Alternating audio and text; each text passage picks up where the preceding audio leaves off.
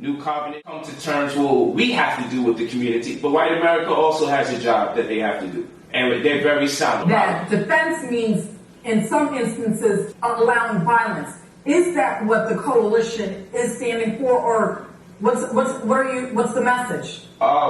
It's kind of, that question is kind of rhetorical. You defend yourself by any means necessary. If a man's life is at stake, and the person threatening to take his life is wrong, you must defend yourself to the best of your ability. If we have to be confronted with such circumstances, I believe that the police felt that in light of the fact that this man in Milwaukee had a gun, it was incumbent that they take him down before he takes them down, because they felt he wasn't responding to the rules of engagement when the law enforcement comes and they are confronted with a situation where a man has a gun. Well, I think in the same scenario, if a black man feels like he's violently being aggressed and the police are absolutely wrong, considering the history of America, it is his right, his family, his peers, and his community's right to defend themselves to the best of their ability. We are not talking about initiating a war against a people. We are talking about defending ourselves against a people who are initiating war against us.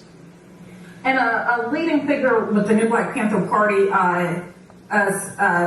is quoted saying that right now, after what's played out in a national stage, there is a war against black people. I agree. Okay, speak to that.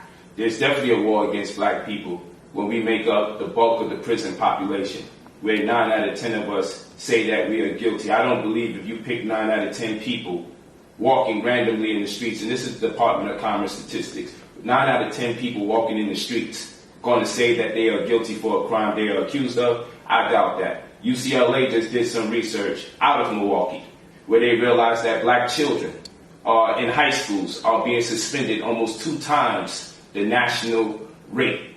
Okay, so in Milwaukee in general, we know that they're dealing with a crisis. We know that they're dealing with racial animus. We know that they're dealing with racial profiling. We know this. They know this. The media may not project it until someone's murdered. And now we may attempt to vindicate the police by saying, well, hey, this man was armed. But the Milwaukee residents know that there's been a war waged against black people that has silently been going on, like it's been going on throughout the whole nation. So with that in mind, there's a war against us through education. There's a war against us as far as the medical institutions are concerned, with the prolapse of women's uterus, with the medications that's causing us that has to be recalled off the shelves, with the vaccines that have formaldehyde and mercury, the second most poisonous thing on the planet Earth, dead baby fetuses in it. We know that there's a war against us. This is no different from the Tuskegee experiments that took place. So this war is just not exclusively related to police brutality. This is a war against black people via education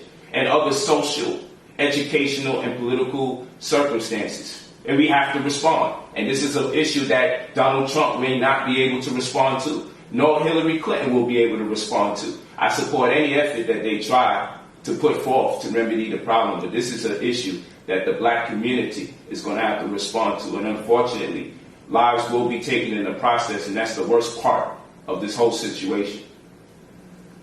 Lives being taken so then, in that situation, can you give your response to what happened in Dallas, though?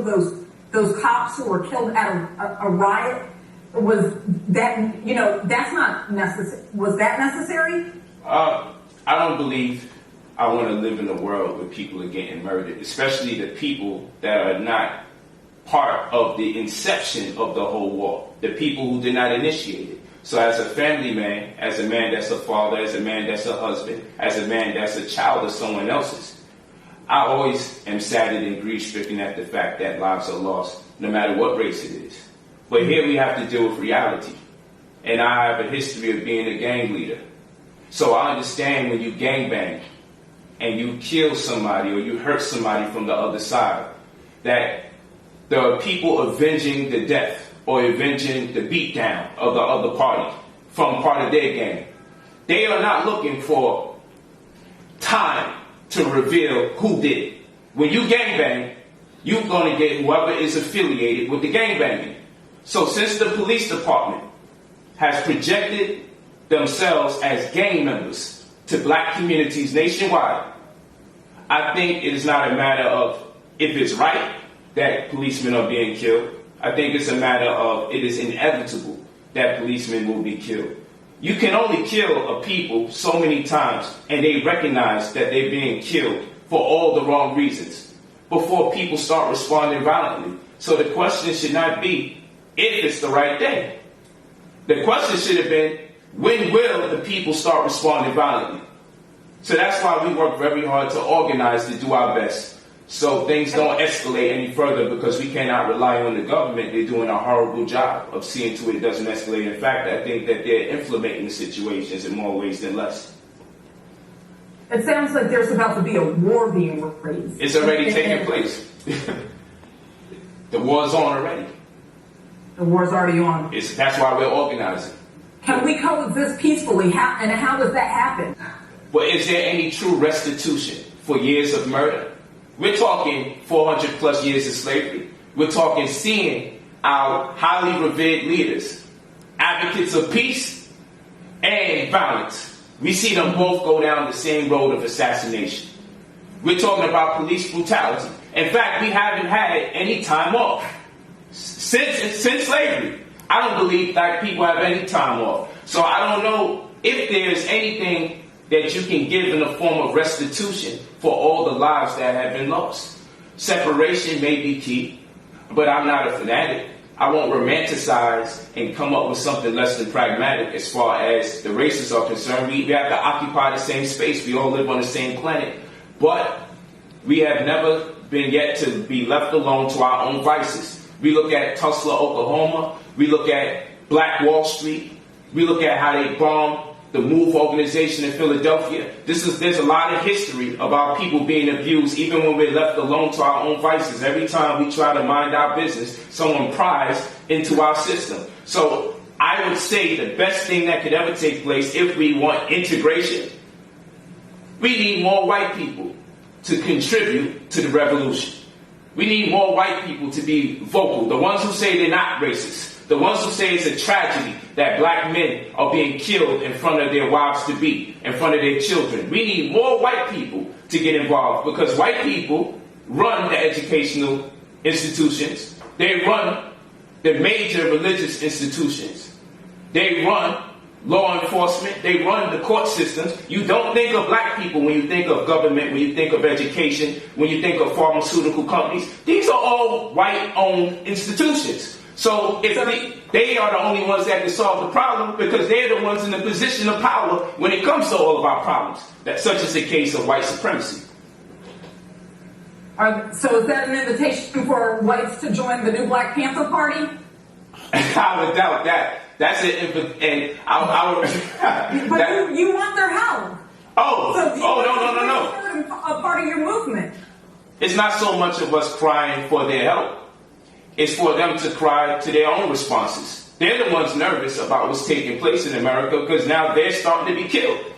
Black people are no strangers to being killed. We have a history of being killed by white people in America. So much so we're a bit desensitized when we find out someone's been killed. It's registered in our conscience so long, from the lynchings to the castrations. This is why we use the term crackle, because there used to be a crackling sound on our back when he used the whip on us. And now the new age cracker is using the gun.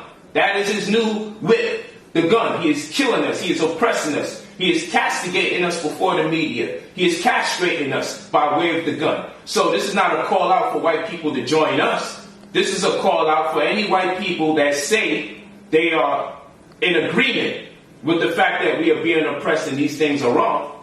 This is for them to publicly address these issues and see to them that they are addressed, and see to it that certain things are overturned in law that works to the better advantage of our people. Because certainly, if white folks change the game, it would change the atmosphere in America. I mean, we only make up, 14% of this nation? Who makes up the rest of the percentage? Where's the other 86% at? The 86% has to address the issues and see it through. We have to do our part. But again, we don't run the institutions where the problems have their inception. We don't run that. Thank you, sis. Thank you. Black power. Gotcha.